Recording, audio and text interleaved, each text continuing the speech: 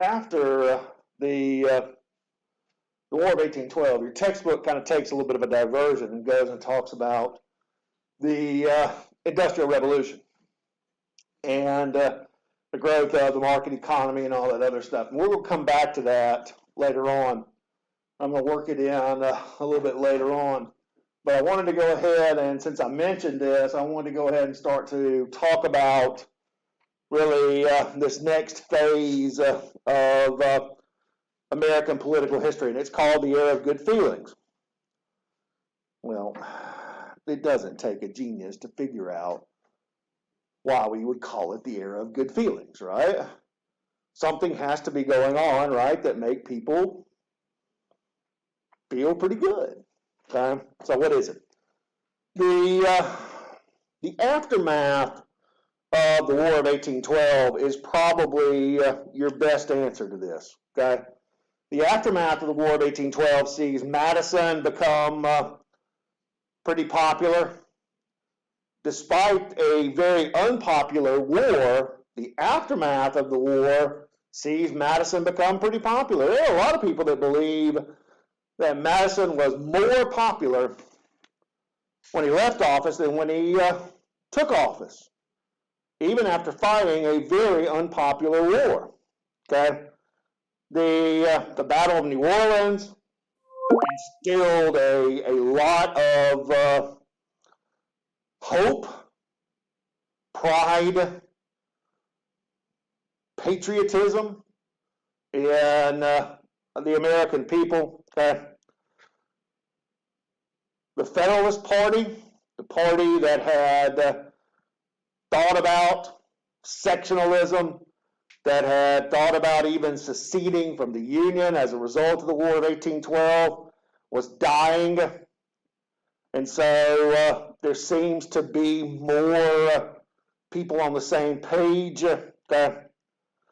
Because of the market revolution and because of the Industrial Revolution here, because of growing industrialization and because of really American made products starting to develop, you have less of a dependence on Europe. In other words, we can start making some of our own stuff rather than relying on Europe to get them to us. Okay, and we're expanding. Westward expansion is going on. New states are being new territories are moving into the kind of the structure. Okay, so you've got new states coming into the Union. You've got new territories being formed, and that is a reason for hope and for optimism. Okay, and people start to. It's a very nationalistic time. Okay. All right, let's talk about what nationalism is, okay, because a lot of people confuse these two terms, okay? When I tell you that it's a nationalistic period and what is nationalism, a lot of people think that it's the same thing as patriotism, and it's not, okay? Nationalism is this belief that people that share the same language, the same culture, the same beliefs, the same identity, should have not only a political expression of who they are, but also a physical expression of who they are, a nation. Okay? Do we have that?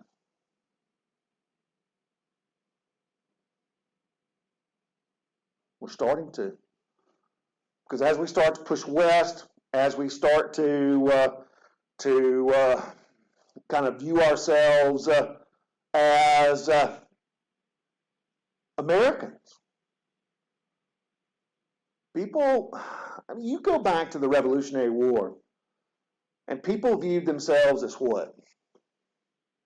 You talk to people, you talk to the representatives at the,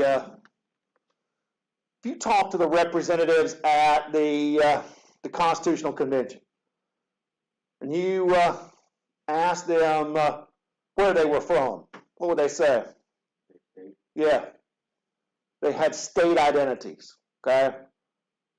And a lot of people viewed themselves as a Georgian or a Virginian or a Massachusettsan, okay? But you're going to start seeing that change. And the growth of what is Americanism is certainly going to start during this period of time.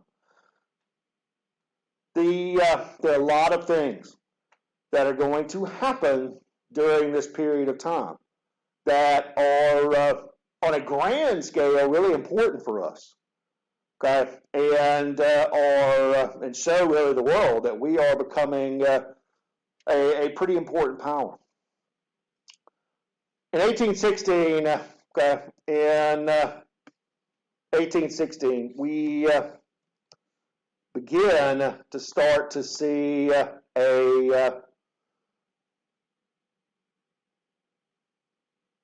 really the beginnings of oh wow, this will not advance. All right, there we go. We start to see something that we really never have seen in American politics up to this point. We are moving towards a one-party state because the Federalist Party is in trouble. I told you guys that the Federalist Party looks like a bunch of wahoos after they consider seceding from the Union because the War of 1812 is going so badly. They hated it. They were pro-British. They felt like Madison was trying to destroy them, and so they called the Hartford Convention, and were going to present demands that if the country didn't meet those demands, they were going to leave the Union round about the time that we signed the treaty and the war is over, and they looked like a bunch of idiots. So if you look at the Federalist performance in the election of 1816, you can see what I'm talking about, okay? Because Monroe, the Democratic-Republican candidate for president, James Monroe has been Secretary of State. He has been around. He is considered to be a founding father, and so he's from Virginia as well. And so Monroe easily wins the Electoral College, gets 84% of the electoral vote. Okay, it is a drubbing of the Federalist candidate, William Rufus King. What a disaster for the Federalist Party. Okay, so Monroe easily wins election, and of course will also win re-election. We'll go ahead and kind of get that out of the way as well. So he will serve 2 terms. And Monroe also continues that Virginia dynasty that has been around. Okay? Monroe is a good leader. He surrounds himself with pretty good people. The best example of that is John Quincy Adams, the son of John Adams, the son of former President John Adams. John Quincy Adams is Monroe's Secretary of State. Many of us who study history and study the American history experience during this time period will tell you that there is no Secretary of State that has ever been more important than John Quincy Adams. He is really head and shoulders above everyone who may have really occupied this office. He is fantastic. He is, as you can see, sometimes referred to as a bulldog among spaniels. He is determined to settle some of these problems, use the War of 1812 really as a little bit of leverage, and he will begin negotiating some of the most important treaties of Monroe's administration. It's because of John Quincy Adams, for example, that just a couple of years really into Monroe's administration, we will negotiate a treaty with Great Britain that will settle the northern boundary of the United States. from the Louisiana Purchase line or from the Louisiana Purchase territory, okay, which had really never been done.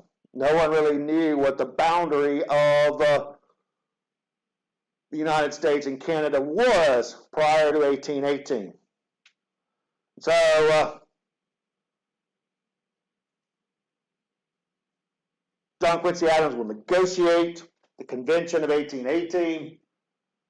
The British and the Americans will settle on the 49th parallel as the boundary. What's the boundary between the United States and Canada today? The 49th parallel. Okay? So this is settled as the northern boundary of the United States. You notice it runs from the Lake of the Woods here to the boundary of the Oregon country. Okay?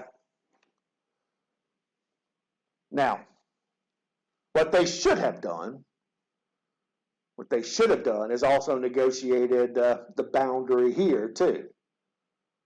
But instead, what they decided to do was to leave the Oregon country open. Notice it says 10-year joint occupation renewable, which meant that Canadians, British citizens, could move into the Oregon country, and American citizens could potentially move into the Oregon country as well. Okay, so this boundary is not settled, will not be settled for quite some time. But the settling of the 49th parallel is a good idea. Now, think about this, okay? We fight a war with the British that ends in 1814, right? Within a couple of years, what have we done? Signed a treaty with the British, right? This is good. It's helping to cement that relationship between us and the British, okay, that we are moving forward buddies, okay, and we are going to start settling our differences, burying the hatchet, whatever, okay. Is it always as painless as this? No. But rather than going to war about it, we do tend to start negotiating rather than going to war with one another over these boundaries, okay? We will also begin to move towards negotiating a treaty between us and the Spanish, okay? The Spanish still control two major pieces of territory here in America, or here in North America, okay? This area right here, okay, all of this, and Florida. And Florida. The Spanish, prior to 1819, have really proved ineffectual at governing Florida, okay? Florida is a nightmare. Technically, it is under the control of the Spanish, but the Spanish do not administer it very well, nor do they patrol it very well. And Florida has become a haven for pirates, for runaway slaves, for criminals, for murderers, for any sort of scofflaw that you can think of, okay? What they would do is they would make their way into Florida, and then they could raid into American territory, okay, steal what they wanted to, kill whoever they wanted to, and then slink back into Florida. But we can't go after them in Florida because what? It's a foreign nation. Okay, it's under the control of the Spanish. And people are furious about this in the Monroe administration. Monroe decides to send somebody to Florida who actually has some experience there.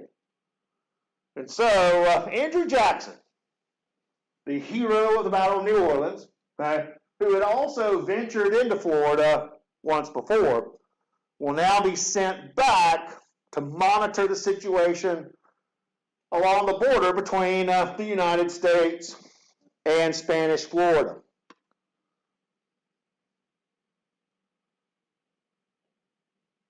Anybody with half a brain knows that Jackson is a powder keg waiting to explode. That Jackson will not tolerate any sort of foolishness along the border. And so Jackson, with a detachment of volunteers and soldiers, was dispatched to the border between the United States and Florida. It won't take long before Jackson and that American force will cross the border after criminals have raided into American territory. Jackson decides to pursue them into Florida. When he does, he starts a war. Okay? As he pushes into Florida, he will not only go after the lawbreakers and end up hanging several of them on Spanish territory, okay? And he will also go after the Seminoles as well, prompting a war between the Americans and the Seminole Nation. Now, clearly, Jackson has violated his orders here, okay? He was supposed to monitor the situation on the border, okay? And clearly he has gone way beyond that, okay? There are some inside of Monroe's administration who feel like this is a disaster, okay? That this is going to lead to a war, this is going to be a big-time problem. Okay, there are some that believe what they should do is recall Jackson, court-martial him, okay, throw him into prison, okay? There are some inside of Monroe's administration that believe that's really what they should do, including John C. Calhoun.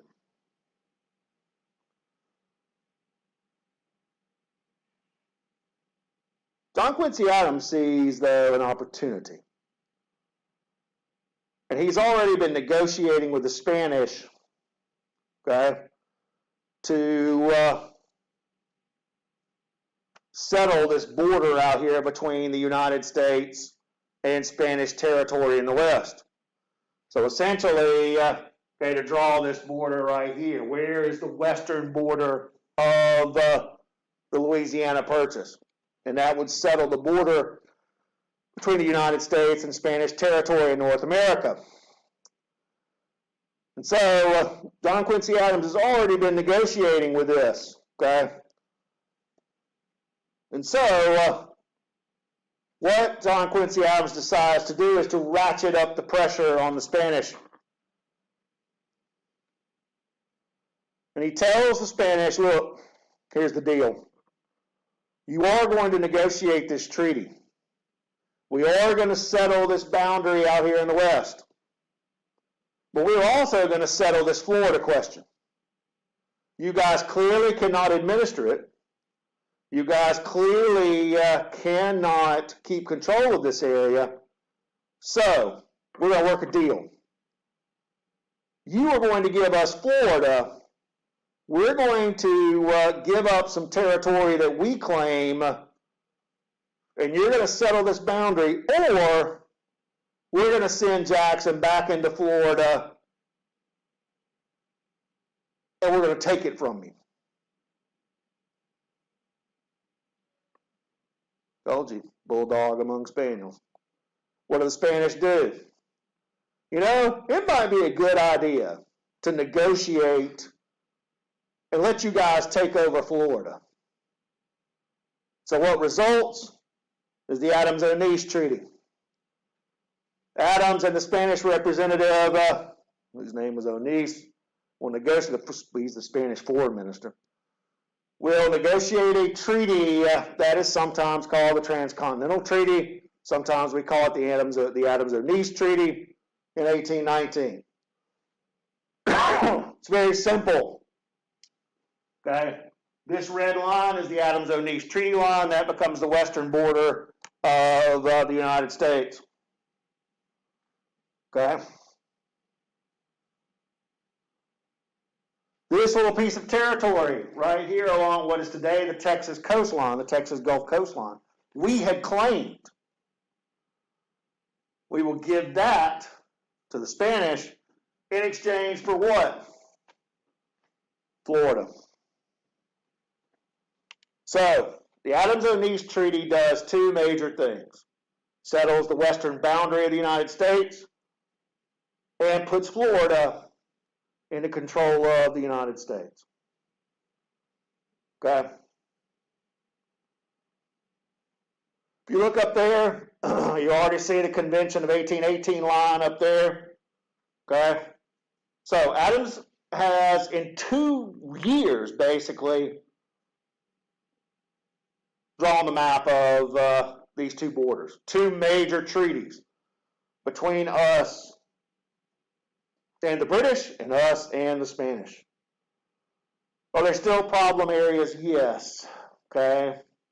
There are still problem areas. Oregon's going to continue. Oregon will be a problem later on. You'll find out that we probably should have settled this earlier. Okay? Oregon is going to turn into a problem. The northern border of Maine will be a problem. Okay? There are certain areas that are still a problem. But these two are settled. And John Quincy Adams is the major person that is behind this. Okay? So, foreign policy wise, Adams during the first Monroe administration has settled our boundaries, and things are becoming a little bit more stable. We now know what our boundary lines are. Okay? And so that's going to make sure that this territory now can follow the same path that the Old Northwest has, and we can start to survey this, we can start to open this area up for settlement later on. Because remember, Lewis and Clark has already been out here, okay, they've already expanded out into these areas, okay, and looked at what's out there. Now that we know the boundaries, things can start to be surveyed, and we can start to open that up for settlement later on. All right. Things are moving west. Okay, don't kid yourself. In 1810, these darkest areas, okay, are the most densely settled. Okay, and you can see it's along the seaboard, and we pushed out into Kentucky and Tennessee. Okay. But notice what happens by 10 years later. Where have people pushed out into? Okay? And you're starting to see this pretty steady westward push. Okay? What are people looking for? Better land. What else? Who knows what's out there, right? Okay?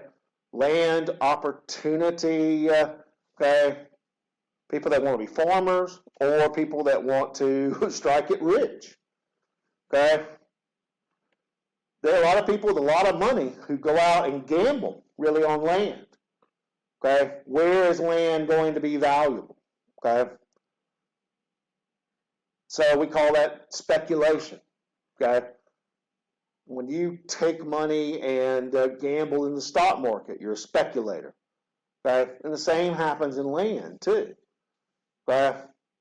So if you think that certain lands are going to become valuable because they have mineral wealth, or because the railroad may go through there, or something else may happen, you might. I mean, think about this. Okay, you may inherit land from your parents or your grandparents.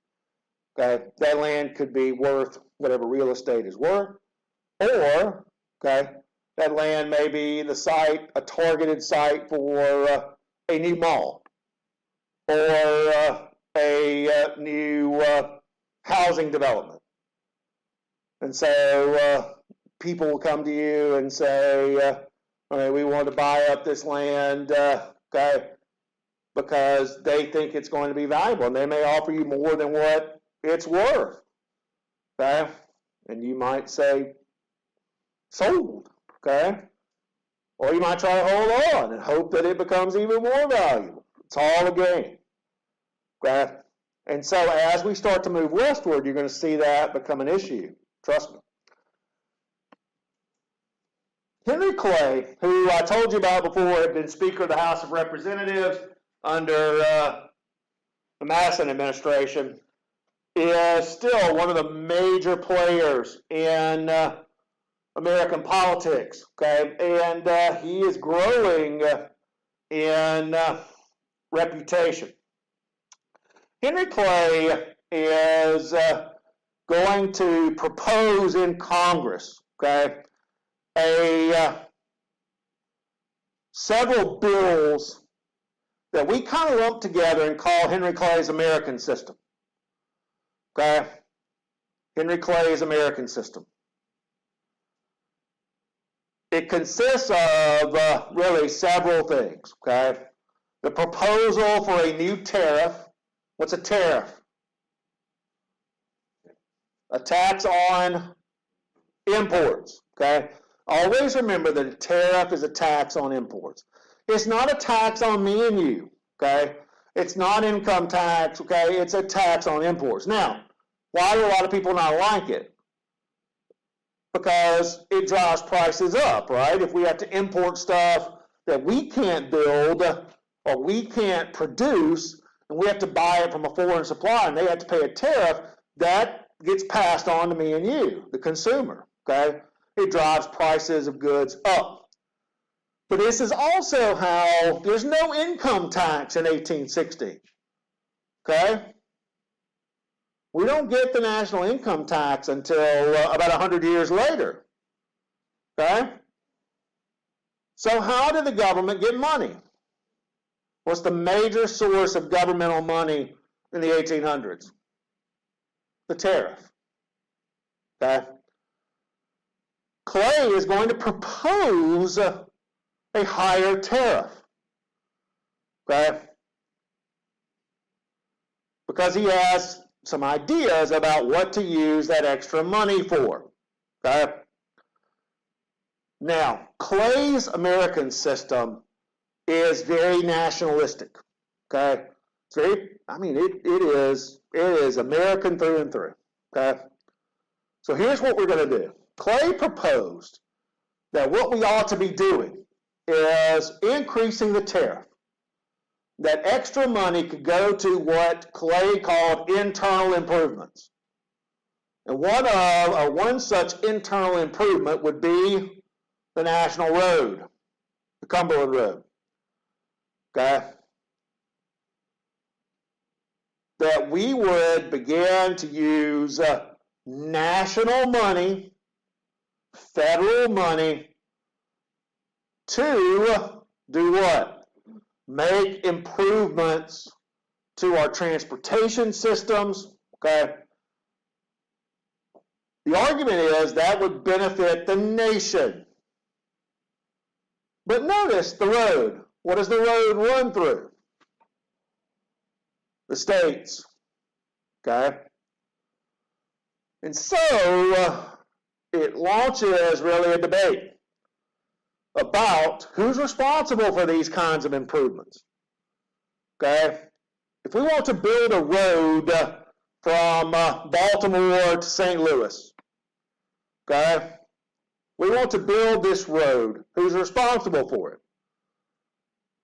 Should it be the states?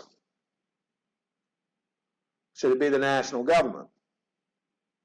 Clay's argument is, who regulates trade between the states?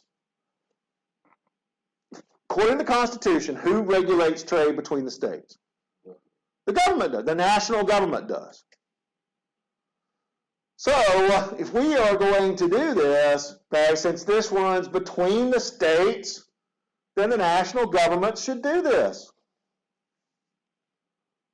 In a lot of ways, this is the great-great-great-granddaddy of the same idea that we have today, which is what?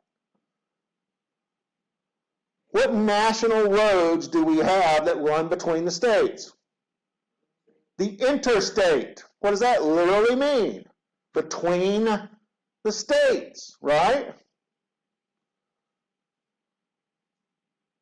It's a very modern interpretation. Actually, something that Hitler had done in Germany with the Autobahn. Okay, after the war is over, President Eisenhower will encourage the construction of the national interstate system, which is a national road, by the way.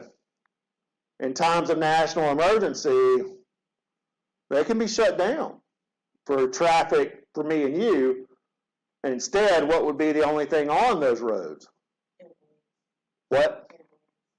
Well, tanks, trucks, anything that the national government needed. So, the same idea is kind of what Clay is proposing back in 1816 or so. Okay?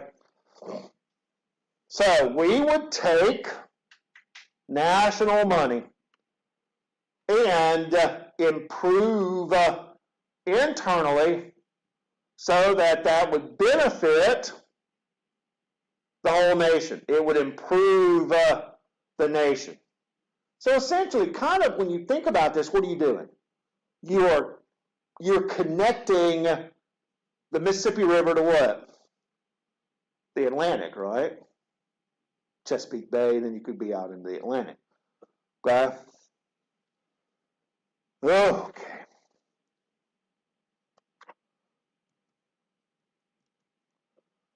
The other thing that Clay proposes, to manage this, okay, we would charter a SECA, really the second bank of the United States.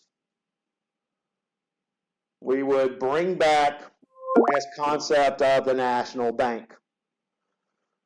The national bank would collect the tariff money, would collect the nation's money, and would administer the nation's money, all right, and could help us keep our currency and our national money in a safe place, but also help to distribute this money so that we could accomplish these internal improvements. So, summary, okay? Raise the tariff to generate more revenue.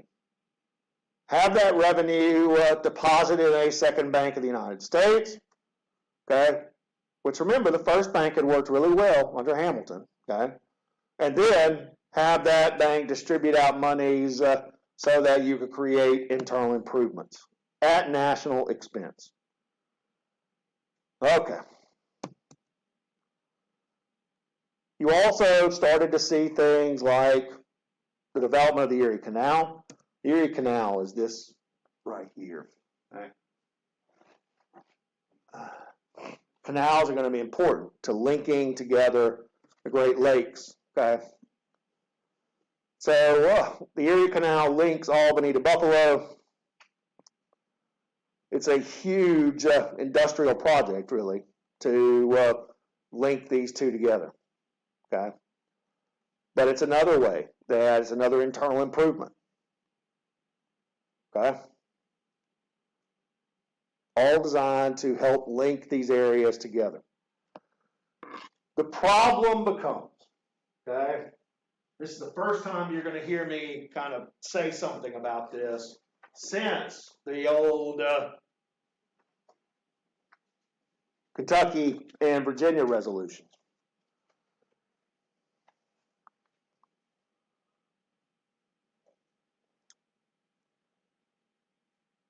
The American system brings out a new argument.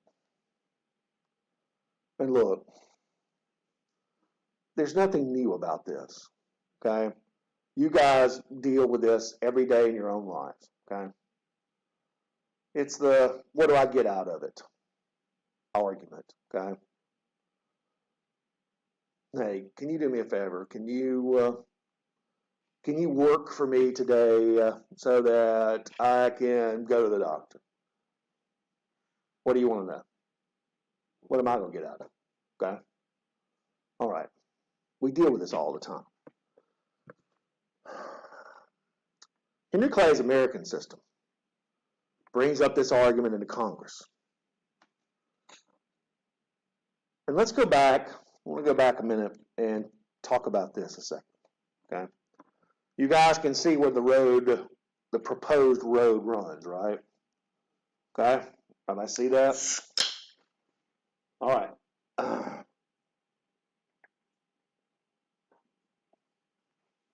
If you're the industrial part of America, okay, which is in New England, the growing industrial areas are in New England, okay?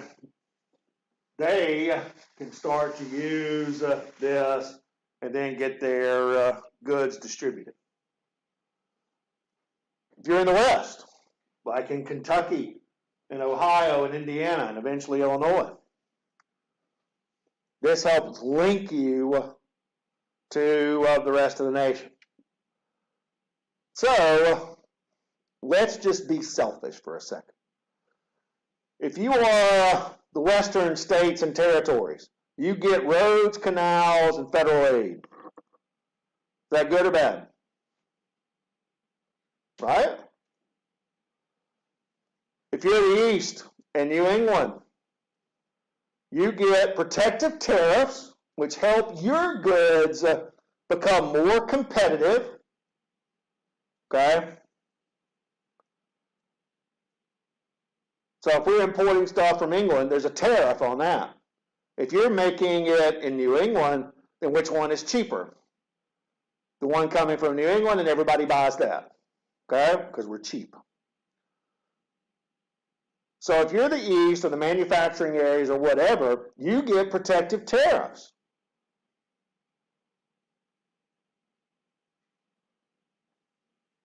If you're the South, what do you get?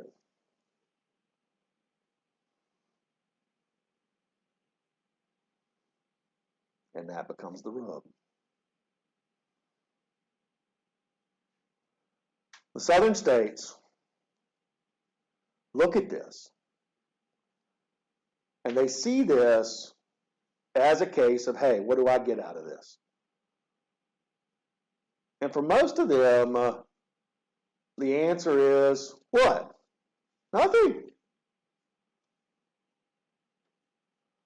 And so if we don't get anything out of it, why should we support it? Where's that national aid going to? Okay?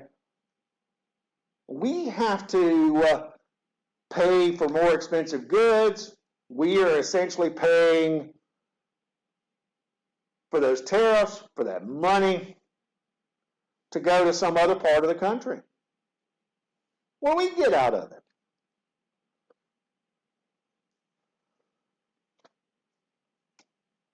What we start to label this as is sectionalism. The West, the North, the South, all began to evaluate things based on how it affects them. Okay? The sectional battle begins really over the tariff. All right, let's take a time out here for a second. You're going to be sick of hearing me talk about tariffs. Okay? The tariff issue, raising the tariff, lowering the tariff, trying to nullify the tariff is going to drive you insane over the next couple of days. Okay? We aren't used to discussing national economic policy like this because today it's taxes get kind of lumped together. Okay? But there are no there's really no sales tax.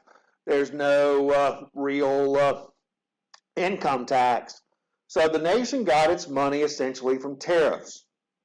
And the costs of tariffs get passed down to the consumer. You guys should know that. The tariff is going to become one of the first real issues that you're going to see tear the country apart and almost lead to a civil war. All over a tariff. The South and the tariff battle, the tariff battle in general is going to introduce you to three major players that we will continue to discuss. Sometimes they're called the Great Triumvirate because they are going to dominate congressional and national politics from now until the eve of the Civil War. You've already met one of them, Henry Clay. Now, Clay is from the West. He's from Kentucky. And so Clay believes that this is a way to unite the West with the East, okay? And that really what we would do here is because of the tariffs and because of the protection, Eastern trade would flourish and it would benefit the whole of the country. Tariff revenues would fund roads, canals, and open up the Ohio River Valley, which is why he proposed what he proposes, okay?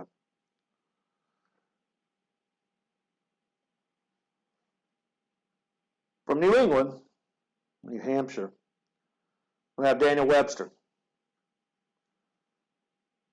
Daniel Webster is going to continue to represent the Northern view, the New England view. Webster is not a fan of the tariff in 1816 because shippers in New England initially thought that this might affect their trade. It would lead to slowing down of international trade, and that could hurt the shipping interests. Because remember, New England has not completely developed its manufacturing yet. So it still relied a lot on shipping. And a protective tariff can slow down international trade, and that would hurt the New Englanders. So he's not sold on it yet, neither is the rest of New England. From South Carolina, you have John C. Calhoun. He was a war hawk. He had been one of the ones who had encouraged Madison to declare war. He was an ardent nationalist. After initially supporting the 1816 tariff, he is going to decide to oppose it, believing that all it's going to do is enrich Yankee merchants and enrich New England. These three are going to continue to dominate this discussion, okay? And after this is a rather innocuous little thing, right? You don't realize when you first see it. Because everybody looks at this and thinks, man, this is a great idea, right? I could probably convince all of you that this was a great idea. Until you get the what about me-itis. Okay? What do I get out of it? And then all of a sudden, we get to this. These sectional views about it. And it's going to lead to intense debate. All right. Before we can really get into that, though, in 1819, we have our first major panic since maybe right after the Revolution or right before, during the Revolution. All right, let's talk about this, okay? In American history, especially during the early period, panics or economic downturns. Today we call them recessions, depressions, okay? In the first part of American history, we call them panics. So the Panic of 1819 is a major economic downturn, okay? A massive economic downturn. It is a depression, okay? And it leads to really one of the first economic downturns in American history since really around the Revolution. What caused it? Okay, there are a lot of causes, but one that always gets pointed to is the one that I was telling you about earlier: speculation in Western lands. People would borrow money, go out and buy land, hoping that that land would then become wealthy, would become a major, you want to think about it that way, a major windfall, that you would suddenly have land that was much, much, much more valuable, and you could make a killing off of selling it back, pay off your loan, and then you would make a huge amount of profit. People do this in land, people do it in the stock market. Okay, I go down to the bank and I borrow $25,000. Okay, I throw it all into Apple stock because I get wind that they're going to release some sort of new iPhone that's going to make every other phone obsolete, right? And so after that announcement, Apple stock jumps from $100 a share, whatever it was when I bought it, to $150 a share. So then what do? I sell it, okay, as quick as I can. Then what do? I pay off my loan, and whatever is left is profit, okay? And so I've made maybe several $1,000s off other people's money. Okay, tempting. Until what? You lose. Okay? And instead of the stock going up, it goes down, and then what? You can't pay it off. You can't pay off your loan, and you go bankrupt. Okay? And the bank loses their money too. And that's exactly what was happening in 1819. People were borrowing money, throwing it into land, and then when the land didn't pan out, they couldn't pay off their loans. Now that hurts you because you're bankrupt. That hurts the bank because what? They're never going to get the money from you. And so if they've made enough bad loans, the bank goes bankrupt. Okay? So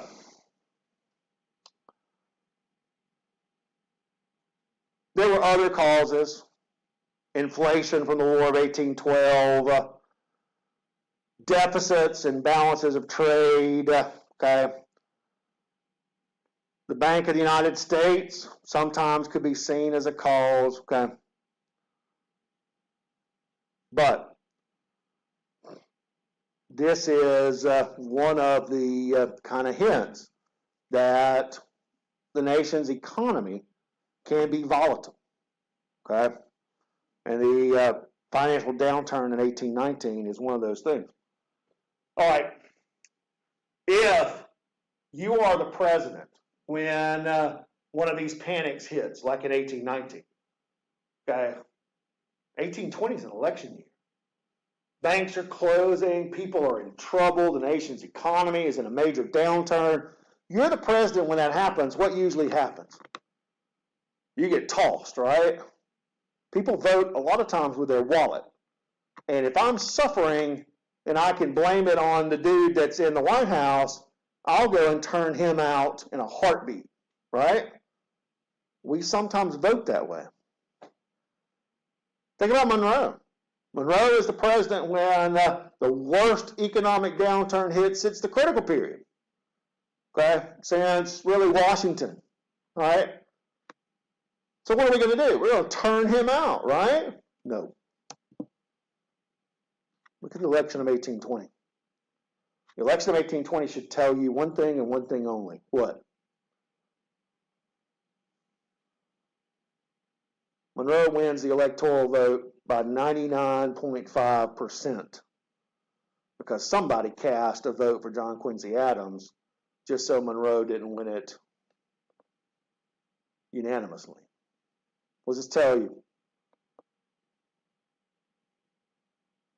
Where is the second party? Where is the Federalist Party?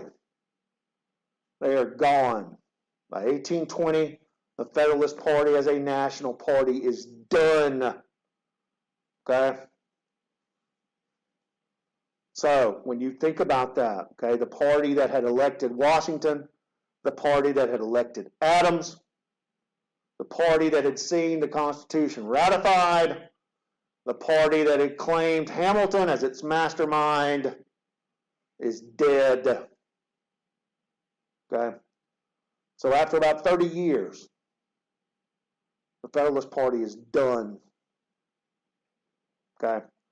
So even a financial disaster cannot derail Monroe. Okay? Monroe wins and almost wins unanimously in 1820.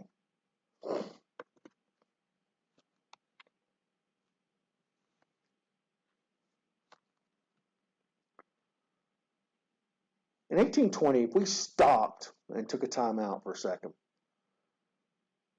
1820, the nation is really growing, okay? And the nation is changing. It's changing really under Monroe's nose, okay? New states are being added to the Union. We've become a melting pot. We've become a very diverse group of people. People's immigrating from the East, people's coming to America, expanding into the West, looking for opportunity. 9 frontier states have joined the Union between 1791 and 1819.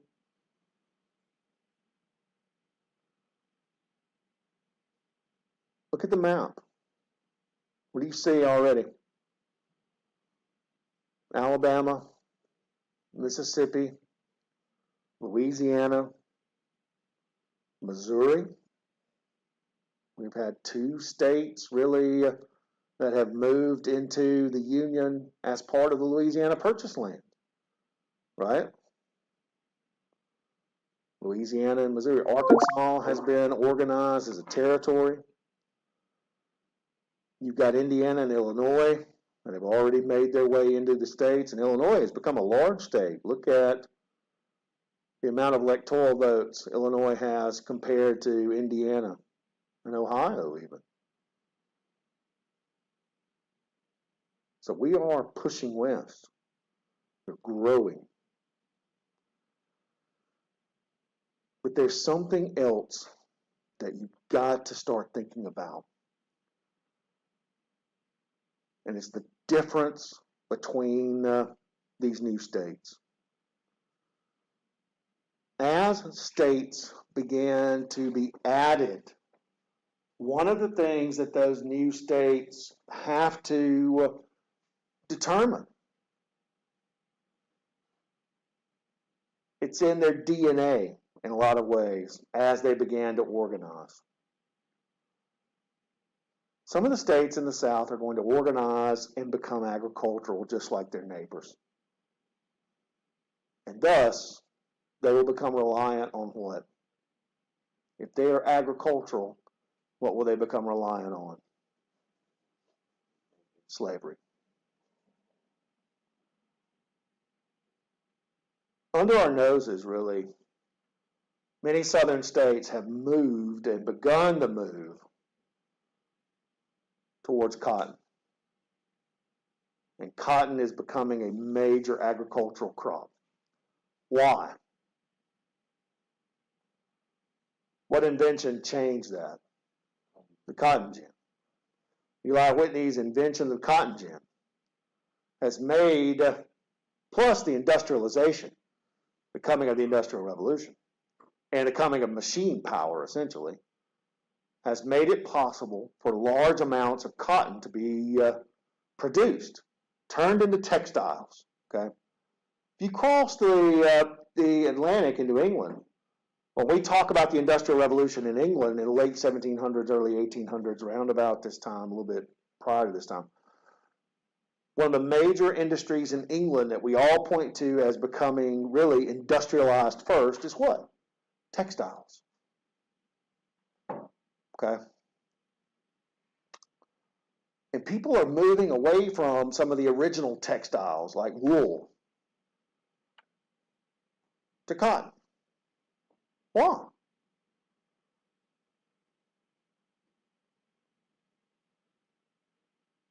Any of you running around with wool on today? Why? Wool is a great textile. Okay? There's a reason why armies used wool for years. Okay? It's durable. It keeps you warm even when it's cold and wet. Wool will still help you retain heat. You like it? Have you ever worn any wool? It's kind of scratchy. It's not the most comfortable thing in the world, but very durable. Instead, what are all our textiles made out of today? Most of what you're wearing is made out of what? Cotton. Where's wool come from? Where's wool come from? Sheep, right? What's the problem with sheep? And then what? When you shave them off and it starts to grow back again, what do you got to do? You got to keep them alive, right? What's cotton? Plant. You plant it every year, it grows, you harvest it, you process it. By the time you get all that done, you're back into the spring, and what do? You plant it again, it grows, we harvest it. All right, get the idea? A lot of ways, it's cheaper. Okay. So the question is, guys, as these new states come into the Union, and as we continue to see in the South this move towards cotton as the major agricultural crop, many of these states have to determine whether or not they're going to follow that path. Okay? Can you grow cotton in Illinois? Probably not. Okay? Not very effectively. Can you grow it in Indiana? Same sort of geographical area, right? Can you grow it in Tennessee? In some parts, yes. Can you grow it in Alabama and Mississippi? Absolutely. In Louisiana? Absolutely. So, as these states began to be admitted into the Union, one of the things that's kind of hovering, and it's not talked about as these states really come into the Union, is whether or not they are going to allow slavery or not. And as we continue to push west and as we continue to add territories, that question is going to become more and more important. Why?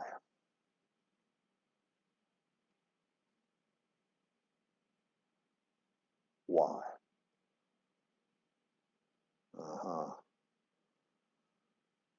There's something that's happening behind the scenes that is called the balance of power. Okay? People in the Senate and in the House are fully aware of this idea, this concept of the balance of power. If you looked at the nation in 1820, okay?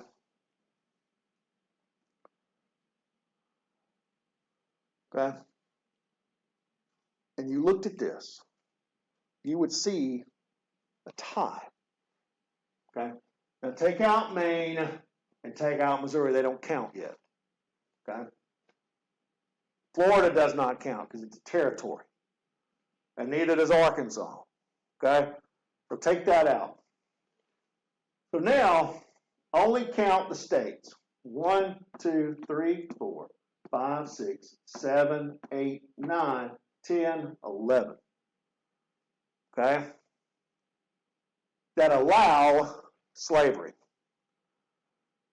Beginning of 1820, take a wild guess how many green states that are considered to be free states that don't necessarily rely on slaves. Slavery may be permitted there, okay? But its economy is not driven by it, okay? So take a wild guess how many there are. 1, 2, 3, 4, 5, 6, 7, 8, 9, 10, 11. Which means that in 1820, there is a balance between what? The number of states that have slavery and the number of states that do not rely on it. Okay.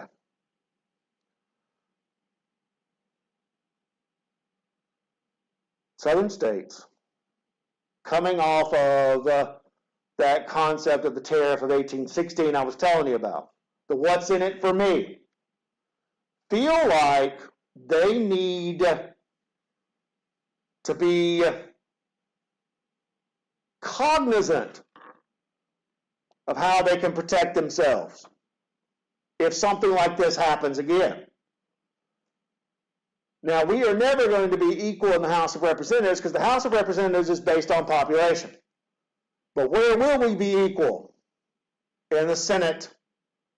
And so having an equal number of slave state senators and free state senators is in the South's interest, because if something like this comes up again, they have enough people, they have enough senators, and they have enough votes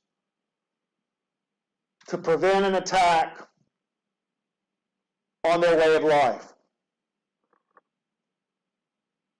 Sectionalism has spawned this argument about the balance of power. And all we need now is a crisis to highlight that, and we get it. Thomas Jefferson called 1820 the fire bell in the night. Okay, ever had the fire alarm go off in the middle of the night? You're laying there and you're dead asleep, and you hear this noise, and then all of a sudden you wake up. You don't exactly know what's going on, but then you realize that what?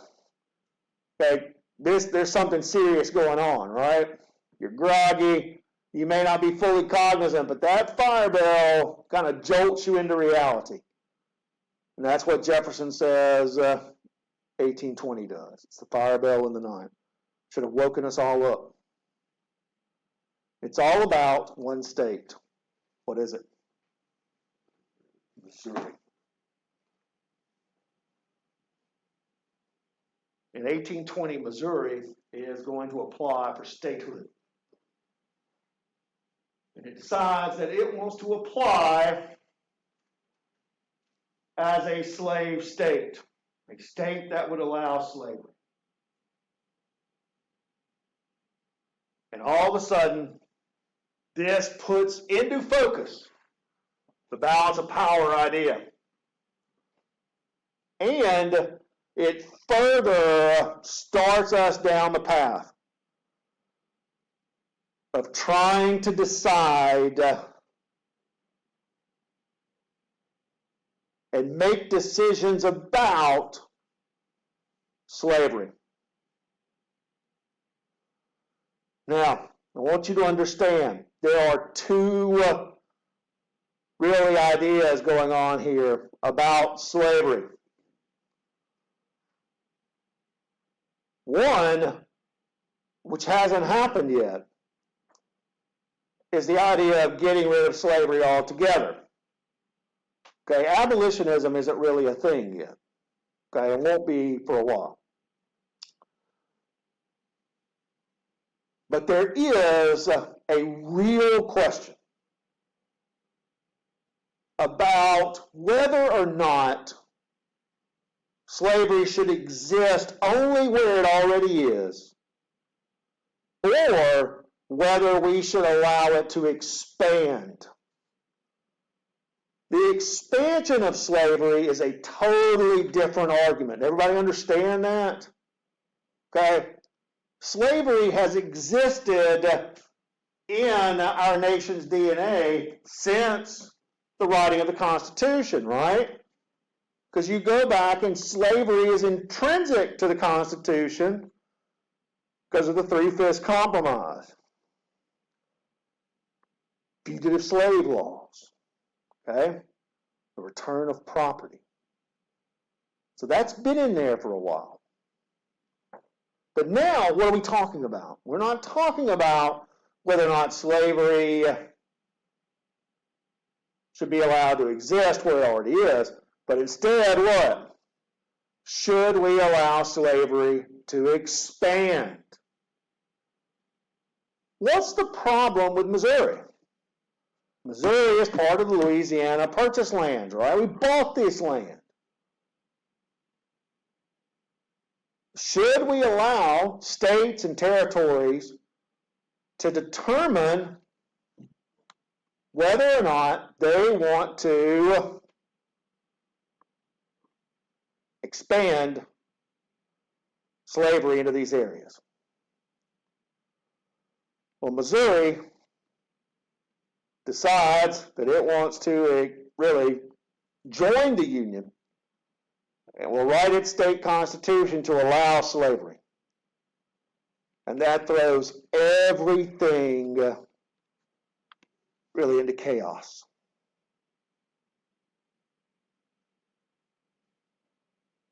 It's so bad that Henry Clay will have to craft a compromise. Henry Clay, as you guys are going to learn, is going to become the great compromiser. And when the nation needs a compromise, he seems to be there with one. And what Clay is going to craft is the Compromise of 1820. You probably better know it as what? The Missouri Compromise. It's not hard, okay? Clay will propose to maintain the balance of power that Missouri enter the state or enter the nation as a slave state. But at the same time, Maine will be organized and admitted as a free state. So with Maine coming in and Missouri coming in at the same time, what have you preserved? The balance of power. You have one slave state, one free state coming in, and what? That's 12 to 12, and everything's good, right? That's simple.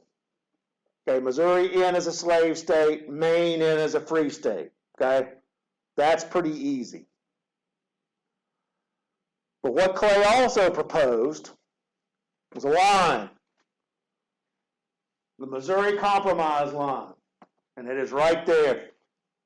Today we call it the Missouri Compromise line. Some people call it the 3630 line because it is located at the 36-degree, 30-minute line of latitude. What do you think the purpose of this line is? Okay? Essentially, by the way, it's the same line as the southern border of Missouri. Okay?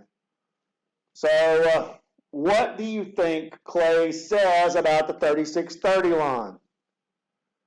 Any state organized below the 3630 line can be slave. So any state organized in the Louisiana Purchase lands below 3630 can be slave. Any state organized above the 3630 line, with the exception of Missouri, will be what? Free.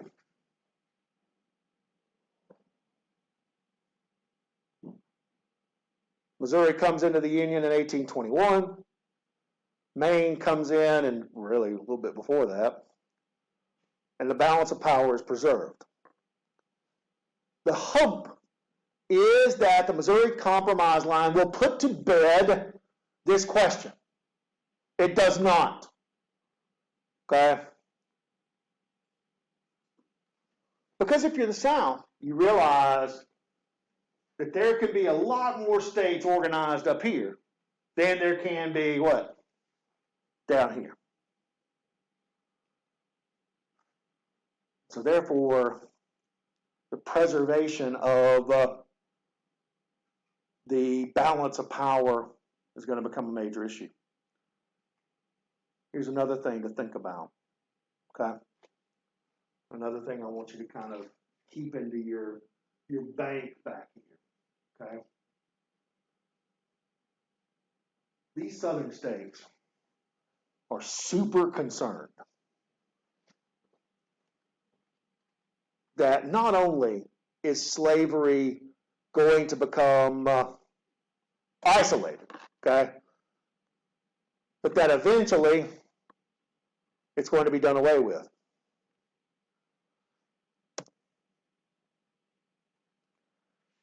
There was an attempt